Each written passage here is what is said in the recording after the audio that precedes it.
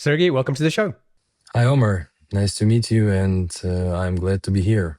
Do you have a favorite quote, something that inspires or motivates you? So I have one which sounds like master your craft every day. So we consider ourselves as a craftsman, me, myself, and my partner Yaroslav, and all the team that we have. So master your craft every day. Great. So you are the co-CEO of Railsware, and then also the co-founder of Mailtrap, as well as some other products. We're going to spend most of the conversation today talking about Mailtrap and how you built that business. But tell us a little bit about how things fit in with Railsware and all the other products that you work on. Yeah. So Railsware is the product studio. It's a very interesting hybrid concept, which you do not find many of such examples on the market. That's why investors we're talking to sometimes are confused, so they do not understand like how to assess the valuation of our company properly. So we started as a service company, but then we built a product expertise and start to deliver our own products. And right now, those two wings of the businesses live together.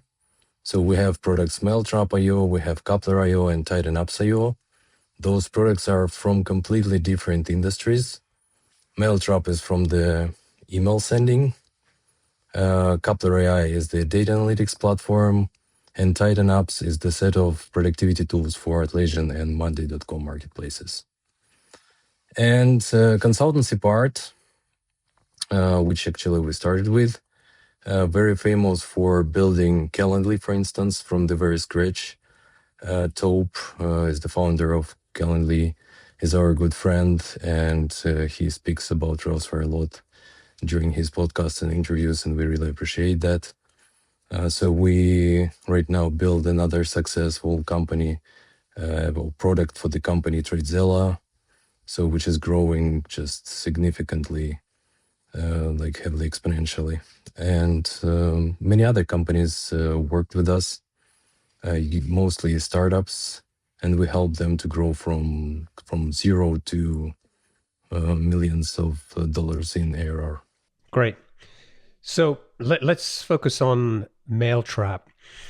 Tell us a little bit more about you? You explained this briefly, but what does the product do? Who's it for? And what's the main problem that you're helping to solve? So Mailtrap originally was born from the mistake that we've made. We've sent about 20,000 test emails to the customers from the staging environment Into production. into production, well, to the real customers. So it was the huge fuck up. I don't know if I can use such words during the podcast, but yeah, customers were angry and they didn't understand like what happened. Like kind of it was a set of emails related to some billing, so were they charged or they were not charged, so that's a lot of confusion was brought. And so we decided that we need to build some simple tool that will block SMTP traffic from the staging environments, from the local environments, and guarantee by that that the emails will not reach real customers. So that's how Mailtrap was born. It was 2011, I guess, maybe even earlier. We've never considered that product as the product back then. It was rather just a tool that we give back to the community.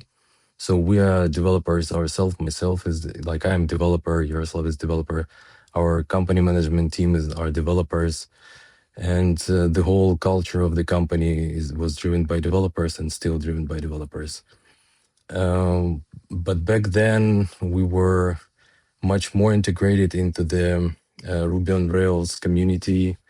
We participated in different conferences, kind of speaking on those conferences, like making some open source projects, which are still a part of the Rails open source.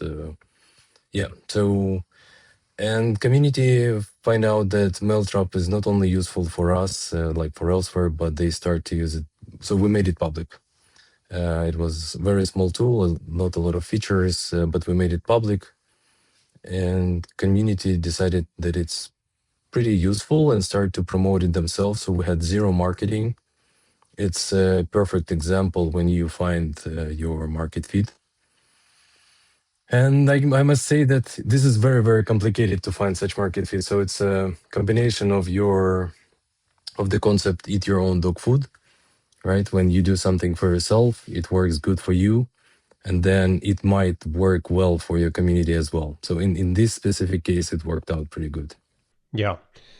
So the initially this was an internal tool. You made it available to the community, putting on Stack Overflow and places like that. Um, One like I mean, it's grown from like just this internal tool that was never supposed to be a business to a 7-figure ARR SaaS, and now you have spun that off and you have a dedicated team focused on Mailtrap. I'm curious, how do you spend your time? Like, it sounds like you have a lot of plates to juggle here with Railsware and that side of the business and everything you're doing with Mailtrap and the other products. Yeah, true. So I must say that we have a fantastic team right now. It's about 40 people, all the different roles, product managers, designers, engineers, support, marketing people, deliverability experts. So because right now Mailtrap is not only a sandbox, but it's a email delivery platform. So we cover both staging and production already. And this is the uh, kind of we will talk about challenges later, I guess. So of this transition. But speaking about myself and how do I spend my time, I would say that about 70% of my time I spent on Mailtrap, on the role CEO, helping team basically with the vision delivery, with the strategizing part, helping them with unblocking any kind of problems that might appear. And this is the major role of CEO, right? You need to make your team productive. So you should see where are the weak points. You need to strengthen them. Kind of, you need to find proper team players. So it's we love this concept of Moneyball. We talk about so if you have seen this movie, if not, I heavily recommend that. Sometimes you don't need like a team of stars, but you need the team which become a star based on their specifics, kind of soft skills and hard skills. So that's my main goal, is to build this team of like star team, not team of stars. So the 40 people are just focused on Mailtrap only? Yes, yes, yes. Mailtrap only. And so we have about same size coupler team. We have much smaller team on Tighten Ups, and we have the rest of the team help. Like we have other joint ventures products, but this is something we can talk probably in the next episodes. Yeah, and we have this consultancy part, which we started with originally as the company. Great. So Mailtrap is this internal tool. You share it with the community. It starts to take off. People are using this. But for many years, it was just a free tool. You didn't monetize it. What happened that shifted your thinking and got you thinking about monetization for Mailtrap? So yeah, as I said, it was a side project for us. Side meaning that we haven't focused on it at all. We were focusing on the other parts of the business. And for about 5 years, this product, or I would call it rather tool, was available online. It was living its own life. We had part-time product manager, part-time engineer who was working on this product, just adding smaller things here and there. And community loved it. Kind of the more and more customers joined the our user community. We had user voice back then as the tool to collect proposition of the features that customers would like to have. And we've started to see that there are more and more and more requests, like this and this and this. And so we decided, well, maybe it makes sense to make it not just a tool, but convert it into the product, start to purchase at least a bit. to cover our development effort and the infrastructure costs. And so decision has been made 5 years after it being tool. Mailtrap has been converted to a product. We've introduced some plans, which I don't know fully remember what was the original price, like $10 or something, and 25. We limited the amount of emails that you can send to the sandbox, and a few limitations on the features. But kind of the pricing strategy was pretty simple one. How big was the user base when you started looking at pricing? So it was already back then about 200,000 users. I mean, signups. So none of them were active, but I guess back then it was like 25,000 active users. And so right now we have about 100,000 active users. A lot of founders would probably just say, we want to monetize it. Let's look at what competitors are doing and let's introduce a paid plan. You took a much more of a data-driven approach, and you actually interviewed users and ran surveys to figure out your pricing. One, why did you decide to sort of do it the hard way, and what did you learn? Yeah, so it's a good question. So the first pricing we've introduced, it was pretty simple, and without communicating with the customers and without analyzing their behaviors. It was just a first test, I would say. But later, then we started to put more and more efforts, and we decided, all right, maybe it's time to reconsider the pricing model. We analyzed the behavior of our users. From which perspective is so we have product analytics, and this is something that I heavily recommend for every product owner to have product analytics. Track how like the usage of your product, see what features are used, which are not used, find correlation between feature sets that are used and conversion to the purchase. So that's very important, because we have a lot of assumptions. Kind of we as owners, we think that, oh, this feature is so cool. It, like, when we will deliver it, users will love it and they will purchase our product 10 times more. But then you deliver and you don't see any change in the purchase yet. So we have assumptions, right? But then you need to measure the results of those assumptions. And so when you take data from the product analytics, and then you take the survey results, and as you've mentioned correctly, we've talked to our customers.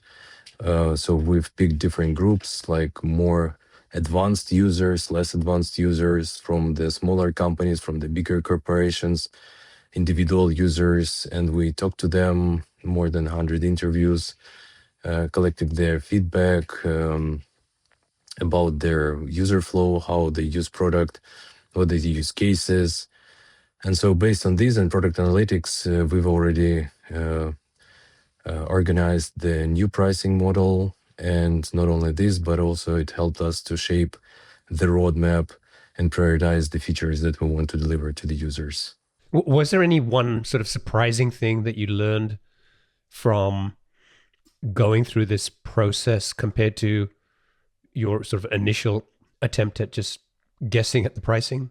Surprising was not that part, but the other part. We had an assumption, then if we will clean up the user experience in the beginning, like first time experience will be very slick without many clicks, and then kind of you just sign up and arrive to the email, like to your newly created sandbox with all the instructions and the first and just one click to send the email, that it will increase the conversion dramatically.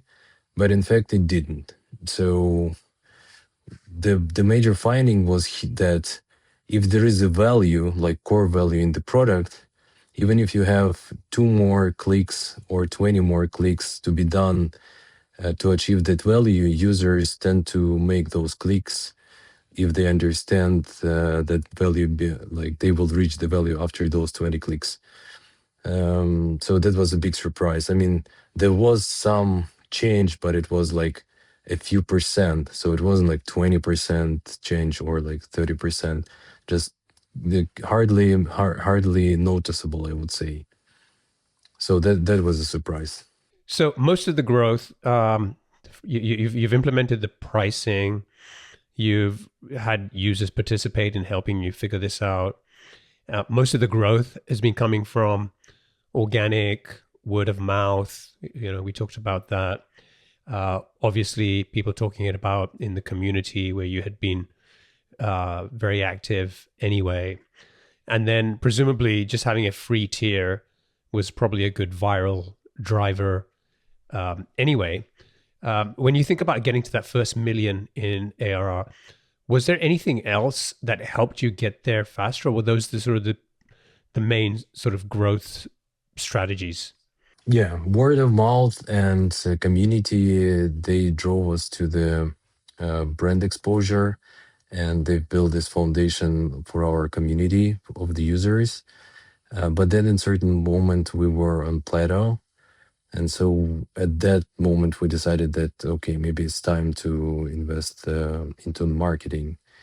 So we have hired a few people who helped us because we didn't have anything. Like there was just a homepage and then sign up and then sign in. And so there is an application. So we didn't have blog, we didn't have, so we had some very simple documentation. So, and we were absolutely inactive in social media. And this is something that we focused on, and it had very positive influence actually. So we start to create blog, share a lot of use cases. We start to talk more about Mailtrap on the different podcast shows, like here we talk right now. Yeah, and it helped us to start to grow exponentially comparing to what we've seen before. So I think it was around 2020 that you hit the first million in ARR. Is that about right? Yeah, I guess around 2020. Yeah. Okay, great. Let's go back to the surveys because I think that's super interesting that you were using surveys to get feedback from users on pricing, but then you also implemented surveys as part of the sign up process. But you went one step further and you made this a required thing that people had to do. And you and I were talking about this earlier that there's always this worry that this is going to hurt conversion rates. So just tell me about that. Like why did you do that, and why was it so important for you to make this a required thing that everybody had to complete as part of sign up? Yeah, this is one of the best insights I've gotten for the last couple of years. So I guess it's important to mention here to our listeners that Mailtrap had this huge transition from just being a sandbox. In 2020, we decided that it's time to not only test emails but also send and become a competitor to services like SendGrid, Mailgun, Postmark. Our goal was to build the whole flow for the emails during the development cycle. So you want to test your emails on the staging environment, you have Sandbox, you go into production, so you have Mailtrap sending email API product, which you use to send those emails in production. And so when we've built that part a few years ago, we start to polish first-time experience, and which I've mentioned before. And when we see that making it very sleek and without any clicks hasn't changed much, we thought maybe if we will add a few more useful steps for us, it will not influence conversion as well. And it actually hasn't influenced conversion, but it gave us a huge kind of insight. So we've introduced required survey.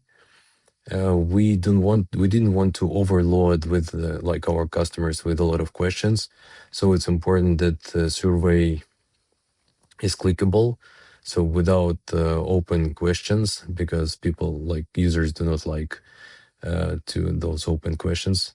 So we asked about the intention. If it's a business intention, it's just just surfing, looking at the product, or it's an educational project, or it's a pet project.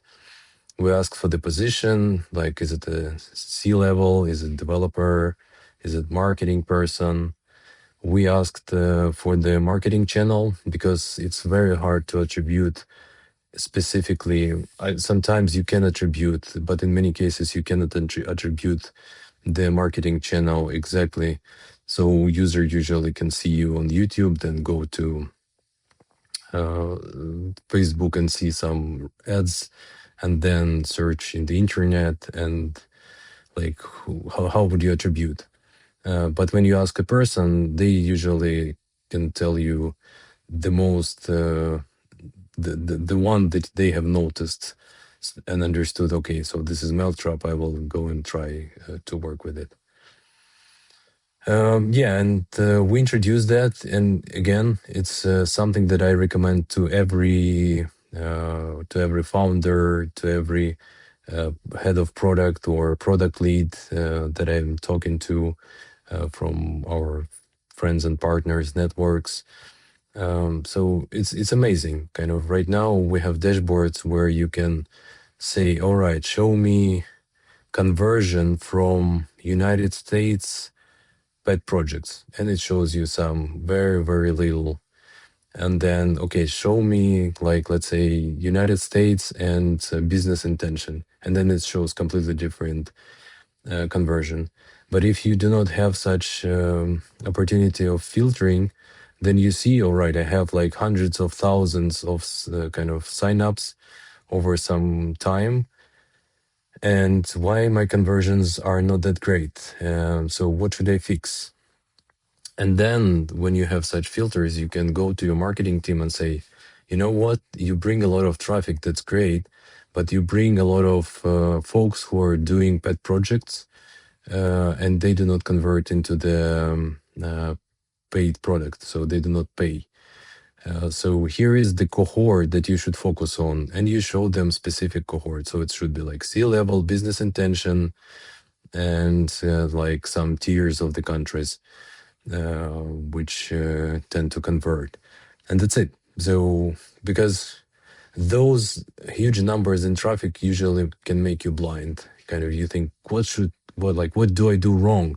Like there are hundreds of thousands of users, so why my growth isn't that fantastic as I would expect? So it makes you it makes you it puts you in control, so of what you're doing and what is the outcome. So that's very important. You were telling me you were getting about 30,000 signups monthly at one point, and you implemented this required survey. And how did that affect the number of people signing up? Nothing has changed. So that was so that was yeah, that was the insight. So we made it required. I would even say by mistake. So we consider it like making it required, non-required, but then okay, let's deliver it without requirement, but then we'll see if there going to be some drop. We will introduce this just recommended survey rather than required. But we observed and nothing has changed. So conversion from sign up to activation stayed the same. So nothing has changed. But we had a lot of benefits after that. Again, we made it very nicely looking. This survey, it's just 3 steps, just a few questions. You click, you choose. So it should be the proper balance. Of course, if you will overload with the questions and kind of you will introduce complexity, then it may influence. But we made it very clean, very sleek, kind of few questions. And yeah, it is also important when you do surveys, you should randomize the answers. Kind of if you have some choices from 1 to 10, like let's say role C-level, developer, marketer, they should change their position for different users. So it should be a random position. Otherwise, there's going to be a bias. So people will tend to click first one, for instance, and you will have unfair advantage of the first role, and you will have wrong impression that you have C-level users, but actually it's going to be a regular user who just clicked first answer. But when you randomize them, there are still users who just blindly click. But if you randomize, so this percentage is distributed among the all answers, and so it does not influence the result if you have kind of thousands of customers. So, was the ultimate objective of this survey to identify cohorts and intentions within those cohorts to be able to make better decisions? So, this helped you make better product decisions. This helped you give better feedback to marketing about where they should focus, and ultimately gave you more clarity on who your ICP was. Exactly. And speaking about surveys, we practice surveys much more than just this. So at some point we decided maybe, so we introduced this transactional emails. So there was a sandbox, then we introduced transactional emails for production. And then some of our customers started to ask if we did provide the email campaign functionality. And they've clearly stated that, hey, we don't want to purchase Mailtrap for transactional and sandbox, but then for campaigns purchasing other product. We would rather go and purchase one product with all this functionality. And it pushed us to consider earlier than we expected that maybe we will need to deliver the campaigns or promo emails faster.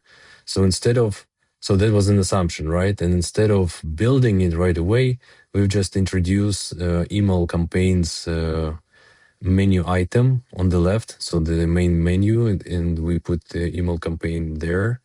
And when you click it, it was just a type form, which we clearly said, hey, we are planning to build this functionality. Can you help us with some insights? What would you like to see in this product? And again, for me, it was such a surprise that during a few weeks, we've received 300 replies. Like 300 people decided that their feedback is valuable.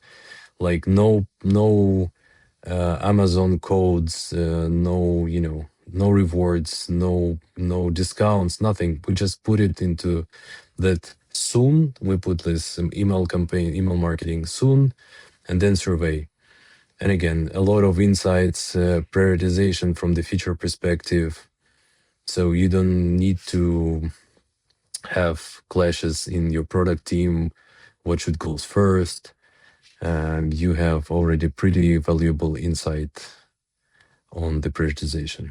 So I love that. I think that's great. There's a really, really smart way of figuring out whether you should go and build that feature and how best to build it.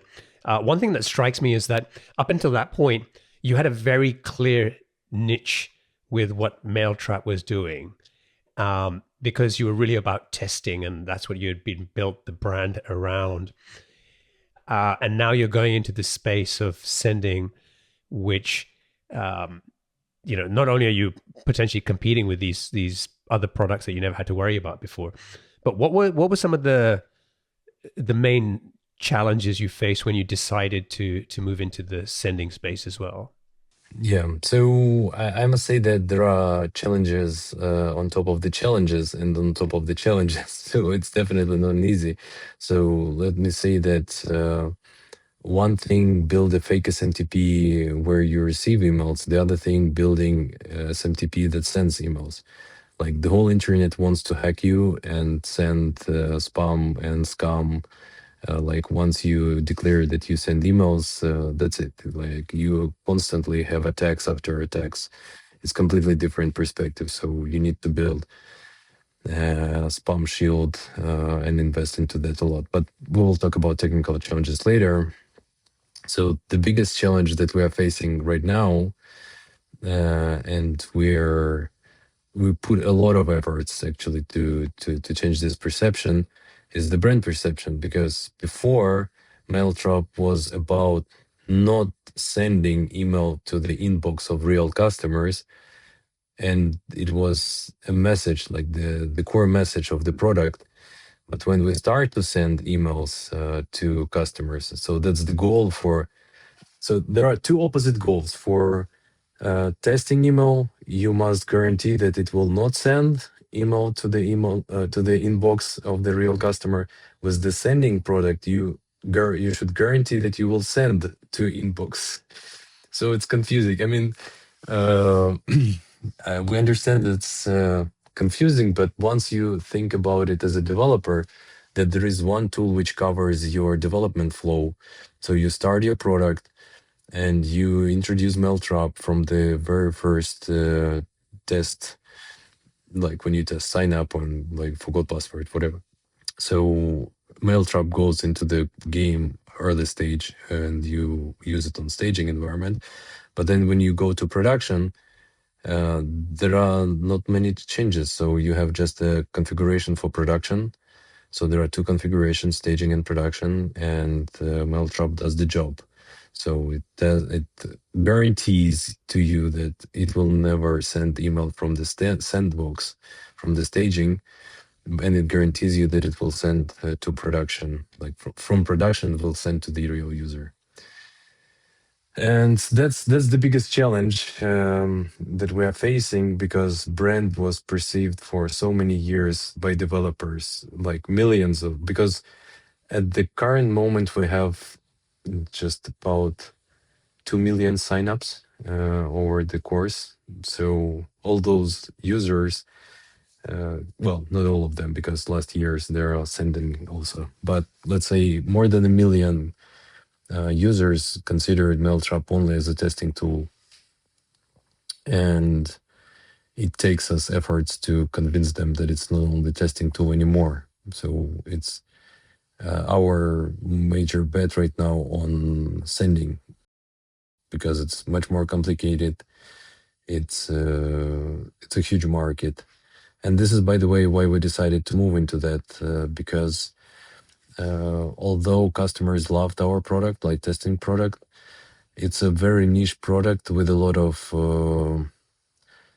let's say, alternatives. And those alternatives can be free. They're not that convenient, but users can decide that, all right, it may not be that convenient, but I will use like free version of some tool. While if we talk about sending, it's there is no free alternative. We have free package, like 3.5 thousand emails you can send monthly for free. But if you need to send more, then it's already paid. Got it. So again, very interesting that you got user feedback on whether you should build this product, this feature, how you should build it. But you also got insights into what they didn't like about some of the competitors, right? Can you share an example of that? So when we were thinking about this sending development, there was a trigger for ourselves to move into the direction, because we were using other famous tool for sending ourselves, and we faced a lot of unpleasant things. So we had a problem with deliverability to Office 365, but we never knew about it, because all the dashboards inside the service that show that everything is green and nice and kind of no problems. Well, we've received quite a lot of feedback in the support that I cannot receive my email, I cannot receive my confirmation or like link or something. And so we started investigation, and it was close to impossible to find through the provided dashboards and the analytics within the product, kind of those other service product. So what are the problems? So what we've did is we've took all the data from that service, put it into the BigQuery, and our data analytics team, they set about 3 days digging into this data, like gigabytes of data, and trying to understand what can be wrong. And so we find out the perspective, how you should look at the sending data. And we've built a bunch of interesting dashboards that gives you an experience of drill down reports. So like you have a helicopter view, and it shows you, highlights you if there are some risks or there are issues. And if you want to go into the issues, you kind of click deeper and deeper and deeper, and you can find the root cause of the problem. And so we've seen that it's so much better experience than we have in that service that we use ourselves, that we start to think, well, maybe if we will build a product within such functionality, it will be very helpful for the other users. And so we start to talk to our community of testing users, because of course they send, if they test sending emails, that they send emails in production. So we've picked different cohorts, kind of smaller customers, bigger customers, individuals, corporations, and we talk to them about their experience with sending, kind of how do they like things, what they don't like. And we find out that many of them are frustrated about the quality of support, a lack of advices from the product. So product does not advise you to what you should do next and kind of how you should do it correctly. There are some hints in documentation, but product doesn't guide you. And we've built sending in a way that product guides you to apply the best approaches. So you have high deliverability, so you have good analytics, and we honestly show you if there are some issues and how to fix them. One sort of semi-technical question for you about AI, and we've seen recently people getting very excited about vibe coding and being able to build products more easily. Yeah, that's my favorite topic. Yeah, and often you find that the honeymoon period ends pretty quickly when they realize that they got, you know, they got sort of a scaffolding, a basic product built, but when they try to get more complexity into it, it often becomes a nightmare. And I'm curious about how you think about AI, how you use it as part of your business, and what's your sort of the direction that you guys are going towards with that? The thing with AI hype is that there is a lot of hype, but there is also a rational part of it. And with we having all this experience of years and years of building software, we try to kind of assess tools properly, right? So without over expectations or under expectations, just clearly. So you have a test, you can write this code yourself, or you can write it with help of Cursor, and so you kind of compare the result. So kind of shortly, we use AI inside of the team, but not for vibe. Like vibe coding can appear for product managers trying to hack something quickly to show before they did it in Figma. So in Figma, they just make some screens and then make a prototype, clickable prototype. Right now, they can do it with vibe coding. But still, sometimes it's still easier to make a clickable prototype in Figma. Anyway, so this part of vibe coding here, but we use AI as, I'm talking about software, right? Because not software AI is applicability is very high. So like creating content, kind of, it should be done smartly, but kind of definitely it is in use. We use for kind of pitch decks and presentations and other things, of course. But if we talk about code, then Cursor, Copilot, we experiment with those tools. Our developers are free to choose between those tools.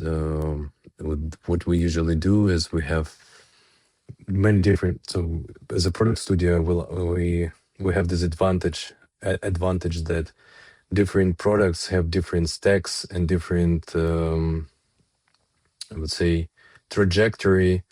So there are simpler products, more complicated products, and so you are able to compare applicability of this technology, AI technology, in the different conditions. And what we do is that our engineers, they actually work with Cursor, Copilot, so they make some reports and then share we have this craft engineering craft guild when they share some presentations, when they say that, all right, so it's pretty good for writing tests, it's great for complicated refactoring when you need to replace some name of the function everywhere and it should be done so kind of swiftly. It's good in kind of templatization, or it's good in creating first version of UI from the Figma screenshot. So kind of different team members use those tools, they share feedback. And so what we see right now, at least at this specific moment, so it's September 24th, 2025, AI is just a tool that helps good engineers to be productive. It definitely fantastic in helping working with documentation, with analyzing code. So when you need to dig some logic out of the code base, it's so much easier. So because AI is able to combine knowledge from the code base with the technological documentation and propose you some solution which you may accept or you may choose something different, but it just reduces the amount of time you spend on educating yourself about this context. So yeah, this vibe code is the thing that and we just had a call before this podcast recording with my team for launching campaign Railsware web services. So like it's just a development of software, like I mentioned before. And one of our campaigns gonna be we will rewrite your vibe code.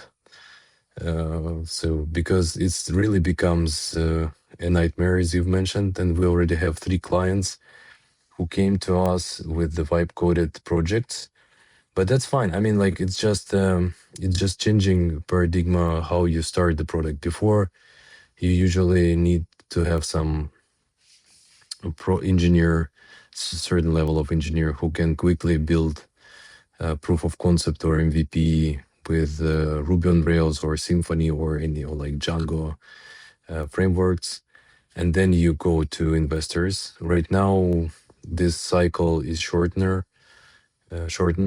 so you can vibe code something, prove that this feature or idea can work, get round of investments, and then come to a company like Railsware or other company with strong engineers who can create a good product from that concept. So, but usually you should throw away the code that is written.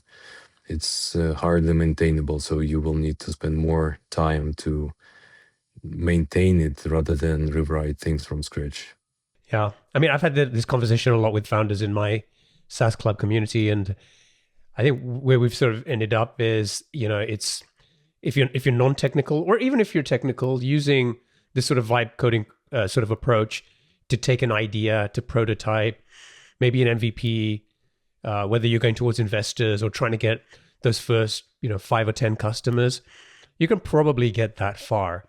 But if you think that you can continue that to get to a 7-figure ARR SaaS business and beyond, that's probably highly unlikely, at least based on where we are today. Highly unlikely, yeah. Unless it's, I don't know, it's like database of vacancies and you're in a spot, like you have some very good traffic source, which goes, I don't know, candidates and firms. So when you have some sweet spot in marketplace and you just build some simple version of marketplace, very, very simple one, and then you can make those figures. But just a few more features here, a few more features there, and it stops working. So it's hardly maintainable. Yeah. So there definitely comes a time where this thing that you've built, it needs a professional developer to take over and continue. And I think especially if you're working with a developer who uses AI but knows how to implement the right guardrails in place to be able to use it for what it's good at, but not give it any more leeway to do more than you need to. I think that is a superpower combination. And so I think that that's a really interesting space that's coming out. And the more I see developers who, people were like, oh, this is going to put developers out of jobs. I think it's actually going to be the opposite. And especially when you have developers who are really smart with how they use AI, I think that's going to be a killer combination. I just one quick comment here. Speaking about that, we've seen it as another tool that makes developer a bit more productive for some percentage. Hard to say which percentage because it really depends on the complexity of the product, kind of skill of the engineer, and so on. But definitely, it's not like a replacement of engineers, and it's not 300% boost. It's just, I don't know, 20, 30, 50% boost. But if you will roll back kind of history, you will see that such changes happened before. So there was assembler, or before assembler, there were like those paper cards. And then there was assembler. It was so much more productive than those paper cards. But then languages like Turbo Pascal appeared, and it became like engineers become like 100 times more productive than they were with assembler. But then rapid development frameworks appeared like Delphi, and so developers were able to build web desktop applications with the speed they haven't seen before, and like much smaller teams. Similar things happened with the web when frameworks like Ruby on Rails appeared on the market. Kind of just compare how much software engineer was able to build with those open source solutions. It's just they became 100 times more productive. So that was much more influential point in the productivity of software developers than right now AI. But I'm saying again, this is for this moment. I believe that it will be hard to achieve with LLMs, kind of some bigger results, much bigger results. But if they deliver, like those giants will develop some other logic of this generative AI, which will think like a person, then it can be a trouble. But so far, LLMs, they do not give you such boost like it is promoted. So I think it's a bit overhyped at the moment. Yeah. All right. Let's get on to the lightning round. I have got 7 quick fire questions for you. You ready? Yep. Okay. What's one of the best pieces of business advice you've received? Go with the flow. What book would you recommend to our audience and why? I would recommend The Power of Now by Eckhart Tolle. So it's not about business, but it's about the possibility to appreciate the moment now. So when you are in active development of the business, you are overstressed and you need some point where you can appreciate the moment of now and the work you do. Do not wait until you become a billionaire, and only then you will appreciate yourself. So that book teaches you to appreciate the moment now. That's a great book. I'm definitely somebody who overthinks, and I read that book many years ago. And whenever my wife sees my overthinking, she's always like, "You need to go back and read The Power of Now." Yeah, that's a fantastic. And there is one more. This of the same author is The New Earth. It's even better, I would say. But you need to read it after this, The Power of Now. Cool. What's one attribute or characteristic in your mind of a successful founder? So you never stop. That's a good one. What's your favorite personal productivity tool or habit? My productivity, it's Spotlight. Like I like this experience in every tool when there is a search line and you work through search line or terminal command line. So and that's why I like kind of this new ChatGPT experience. I mean, this GPT AI experience this. It's like a advanced command line actually. So you type what you want and you get the answers. What's a crazy or crazy business idea you'd love to pursue if you had the time? Not that you already have a number of businesses you're working on. Oh Jesus, no, I don't have anything in my mind honestly here. I think you got to pass on that given all the products that you're building anyway. Yeah. So we just for those who don't know, we have really multiple products in development. Yes, and the portfolio kind of which is not that has not been released or even started is even bigger. So I'm rather searching where to stop, not just where like what to add in this portfolio. What's an interesting or fun fact about you that most people don't know? I am a professional swimmer. Okay. This is like, Well, was in my kind of early years. Yeah, of course, I'm not a professional swimmer anymore. Like I'm too old. Yeah, but I was a part of Olympic reserve in my country. nice, nice. And finally, what's one of your most important passions outside of your work? Sports activity, I do snowboarding in winter. I do bike and running in summer and spring. I do swim sometimes, but I had enough of swimming in my early days.